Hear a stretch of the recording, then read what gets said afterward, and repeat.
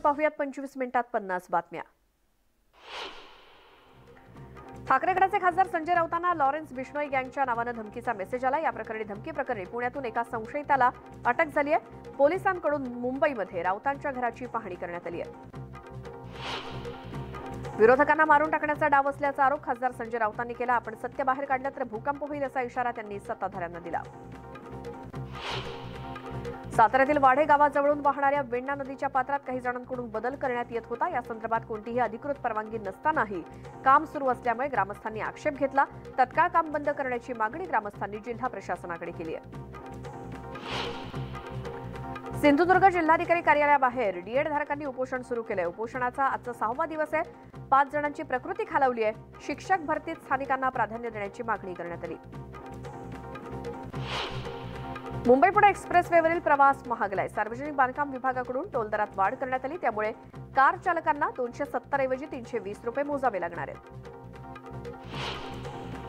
जळगावच्या रावेर तालुक्यात तब्बल 1500 हेक्टरवरती हळदीची लागवड करण्यात आली आहे। मात्र हवा तसा भाव मिळत नसल्यानं हळदीचा उत्पादन खर्चही निघणं कठीण झालंय।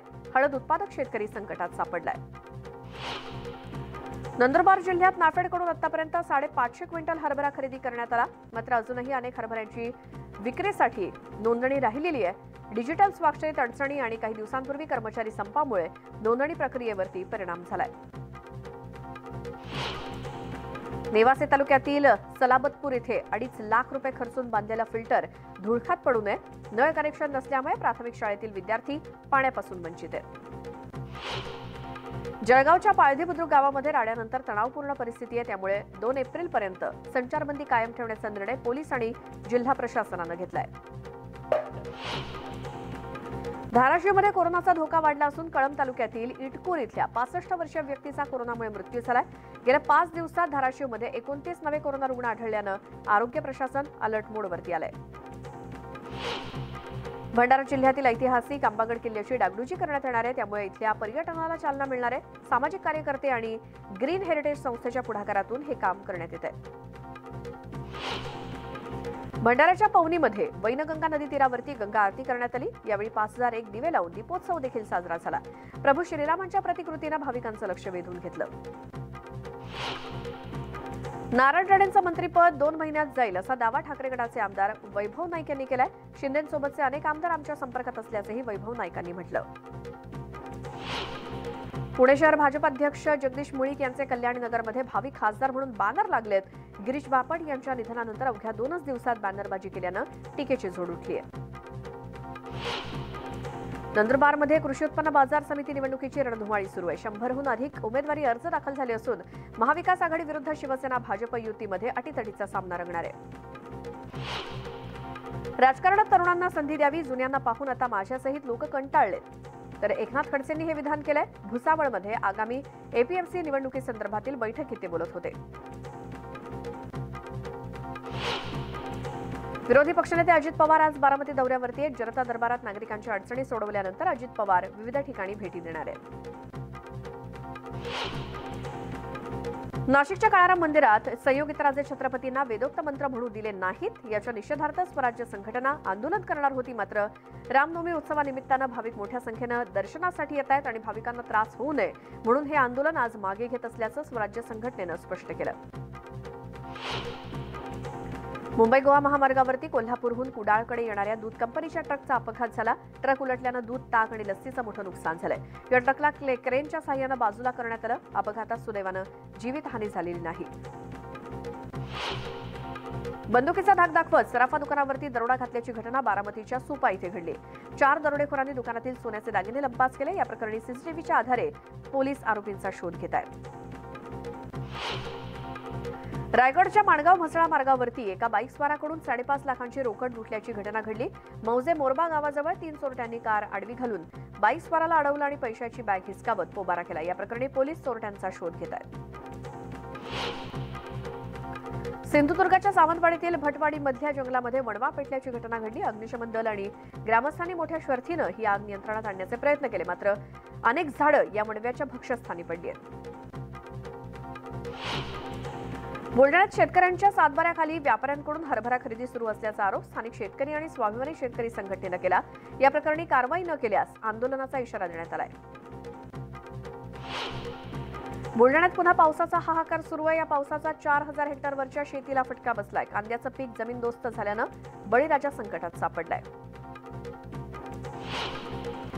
छत्रपती संभाजीनगरच्या जांभळीवाडीला वादळी वाऱ्याचा फटका बसलाय. 30 पेक्षा जास्त घरावरील पत्रे उडाले असून घरातल्या वस्तूंचं मोठं नुकसान झालंय.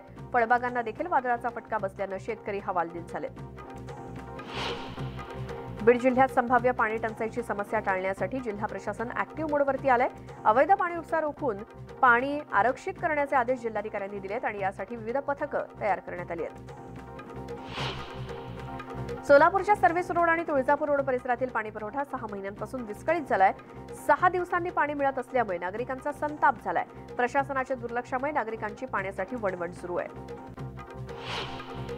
सोलापूरच्या मंद्रुप येथील शेतकरी जिल्हाधिकारी कार्यालयाबाहेर आंदोलनाला बसलेत. नियोजित MIDCचा 7/12 वरचा शेरा रद्द करण्याची मागणी या शेतकऱ्यांनी केली आहे. जोपर्यंत हा शेरा कमी करण्यात येत नाही तोपर्यंत आम्ही कुटुंबासोबत इथेच बसणार आहोत अशी भूमिका शेतकऱ्यांनी घेतली.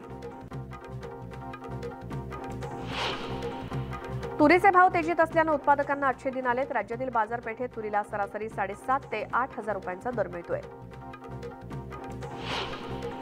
हरभऱ्याचे दर गेल्या काही दिवसांपासून स्थिर आहेत. मुंबईतील बाजारपेठेत हरभऱ्याला सर्वाधिक 6,000 रुपयांचा भाव मिळतोय. गेल्या 3 दिवसात कापसाच्या दरात सुधारणा पाहायला मिळते. कापसाला सरासरी 7,800 ते 8,000 रुपयांचा भाव मिळतोय. गोंदिया पोलीस दलातील शिपाई आणि चालक पदाकरता भरती होणारे जिल्ह्यातील 2277 उमेदवार परीक्षा देणार असून 2 एप्रिलला कारंजा येथील पोलीस मुख्यालयात परीक्षा होणार आहे. नांदगाव रेल्वे स्थानकातील कोरोना काळापासून बंद असलेल्या 3 रेल्वे गाड्यांचा थांबा पुन्हा सुरू करण्यात आलाय. केंद्रीय मंत्री भारती पवार यांनी पाठपुरावा केला होता. रेल्वे गाड्यांचा थांबा पुन्हा सुरू केल्यानं प्रवाशांना मोठा दिलासा मिळालाय.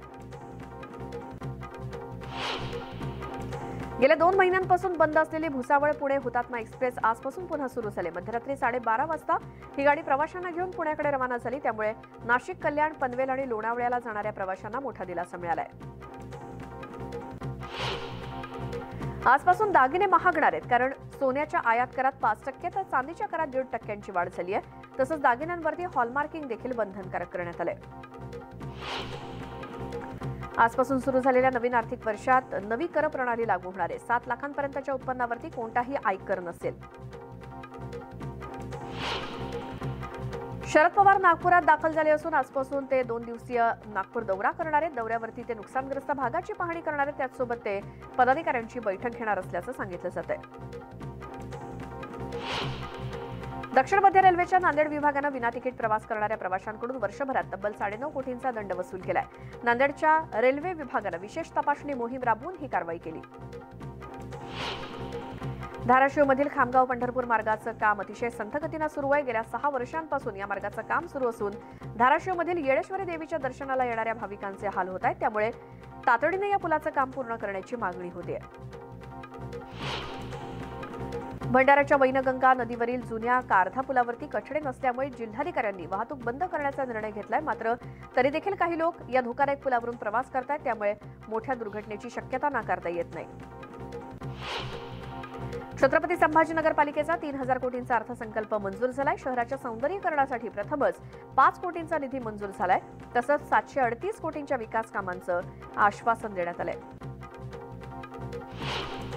धाराशिवच्या कसबे तळवडे गावातील महिलांनी ठिय्या आंदोलन केलं. कळंब रोड स्थानकाचं काम लवकरात लवकर पूर्ण करून सर्व एक्सप्रेस गाड्यांना थांबा द्यावा अशी मागणी आंदोलकांनी केली.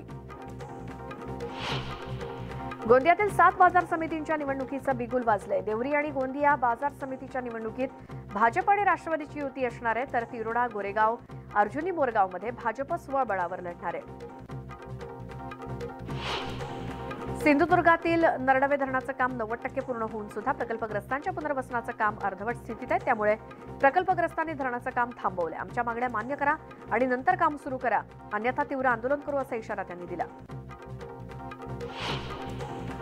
विधानसभेमध्ये शेतकऱ्यांचे सर्वसामान्यांचे प्रश्न मांडताना माईक बंद केला जातो अशी टीका ठाकरे गटाचे आमदार कैलास पाटलांनी केली. धाराशिवमध्ये झालेल्या कार्यक्रमात त्यांनी सरकारवरती जोरदार हल्लाबोल केला. कापसाला भाव नाही, त्यातच खताचे भाव वाढलेत. इतर पिकांना देखील योग्य दर मिळत नसल्यामुळे शेतकऱ्यांचे हाल होत आहेत. अशा परिस्थितीत सरकारला आणि विशेषतः भाजपला काही देणं घेणं नसल्याची टीका एकनाथ खडसेंनी केली. रावेरमध्ये झालेल्या कार्यक्रमात ते बोलत होते. पंतप्रधान नरेंद्र मोदी आज भोपाळ दौऱ्यावरती आहेत आणि तीनही सुरक्षा दलांच्या कमांडर परिषदेला मोदी संबोधित करणार आहेत. त्यानंतर भोपाळ दिल्ली वंदे भारत रेल्वेला देखील मोदी हिरवा झेंडा दाखवतील.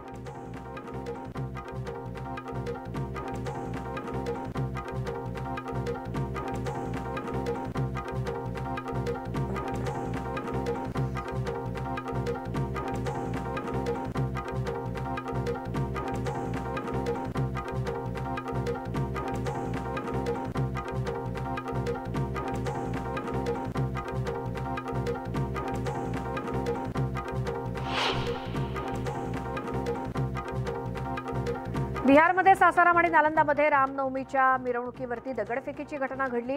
यावेळी अनेक ठिकाणी जाळपोळ देखील करण्यात आली. या तणावपूर्ण वातावरणामुळे सासाराम आणि नालंदा परिसरात कलम 144 लागू करण्यात आलाय. जम्मू काश्मीरमध्ये तुफान बर्फवृष्टीची शक्यता वर्तवण्यात आली आहे. डोडा, किश्तवार, पूंछ आणि रामबनमध्ये येत्या 24 तासात हिमवादळाचा अंदाज हवामान खात्यानं वर्तवलाय.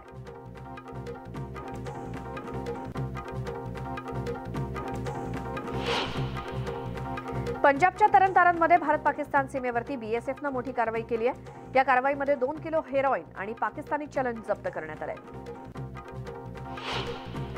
उत्तर प्रदेशच्या बुलंदशहरमध्ये शेतात बांधलेल्या घरामध्ये मोठा स्फोट झाला. या स्फोटात 4 जणांचा जागीच मृत्यू झालाय. या स्फोटामुळे अनेक घरांचं देखील नुकसान झालंय.